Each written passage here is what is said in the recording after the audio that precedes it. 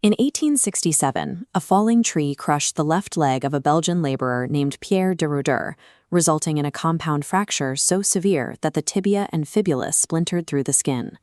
For the next 8 years, the bones refused to knit. De Rudder lived with chronic, suppurating infections, unable to bear weight and entirely reliant on crutches. He was an agricultural worker, a man whose entire livelihood depended on his physical ability to work the land. Then on April 7, 1875, while returning from a local pilgrimage, he put his crutches aside and began to walk. The medical claim at the center of this event is highly specific. It is not that his leg healed over time, but that a massive non-union of bone fused instantaneously. This case became the gold standard of 19th century miracles because, unlike a vision or an internal recovery, it left behind hard physical evidence. When de Rudder died in 1898, his remains were exhumed a year later, specifically to retrieve the bones of his left leg for scientific study. Dr. van Hoestenberghe, a local physician, conducted the initial post-mortem and documented a healed callus bridging the old fracture site. In 1950, Dr. L. Elout at the University of Ghent conducted a rigorous independent verification of those same bones using modern pathology. Elout's conclusion was definitive. True bony union had occurred through the creation of new bone material. But the physical bones only prove that healing occurred. They cannot inherently verify the velocity of that healing. While the physical reality of the union is indisputable, the proof of its instantaneous nature rests entirely on the historical documentation. Auditing that documentation reveals a thin foundation. The only contemporaneous witnesses to the exact moment of the cure were 2 laymen, a father and son named Van Horen. There was no immediate clinical verification at the site, and local doctors flatly refused to provide medical attestations in 1875. There is also a glaring geographic irregularity. Although this is celebrated as a Lourdes miracle, it did not happen in Lourdes. De Rudder never traveled to the original French sanctuary. The event occurred at Oostakker, a Belgian replica grotto. This raises a mechanistic question.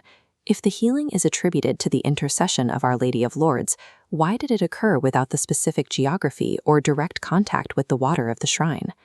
The foundational claim of an instantaneous supernatural event relies on lay testimony at a secondary site without immediate clinical oversight. A shift in the evidence arrived in 1956 with the archival discovery of Dr. van Hoestenberghe's private letters to the Bishop of Bruges. In an 1875 private letter, the doctor admitted he examined de Rudder's leg only once, 3 years prior to the cure. Contrast this with his 1907 public testimony, claiming 10 to 12 examinations. Retrospective memory often expands over decades to support ideological convictions. This discrepancy undermines the primary medical advocate for the miraculous timeline. The most critical medical testimony regarding the speed of the cure was retrospectively exaggerated, leaving the supernatural claim without reliable clinical support. Evaluating historical medical anomalies requires an analysis of socioeconomic context. In 2010, researcher Joe Nickel analyzed the material conditions surrounding de Rudder's recovery. For 8 years, de Rudder's disability was supported by a private pension provided by a wealthy benefactor, the Viscount-funded de Gézinis. That financial security ended in June 1874 when the Viscount died, abruptly terminating de Rudder's sole source of income. De Rudder's miraculous cure occurred 8.5 months after the loss of his pension. Immediately after his recovery, de Rudder returned to work, make paid devotional appearances, and collect alms from pilgrims. The sudden necessity for income introduces a material confound so significant that a natural, motivated recovery becomes a statistically probable explanation for the timeline. A formal Bayesian audit of this case requires us to separate the confirmed physical reality from the reliability of the documentation. We can accept a 100% probability that a severe fracture existed and that a bony union eventually occurred. This tree weighs that physical certainty against the negative weight of the memory hardening, the geographic anomaly, and the financial confound. The documentary support for an instantaneous event is too frail to overcome these variables, resulting in a posterior probability of 20 to 30%. This calculation identifies a lack of evidence for the velocity of the cure. The record falls short of proving a suspension of natural law. The de Rudder case remains a triumph of physiological resilience, but it is not an empirically verified miracle. The evidentiary gaps of 1875 lead us directly to 1892 and the strongest cases of the 19th century, the cures of the two Maries.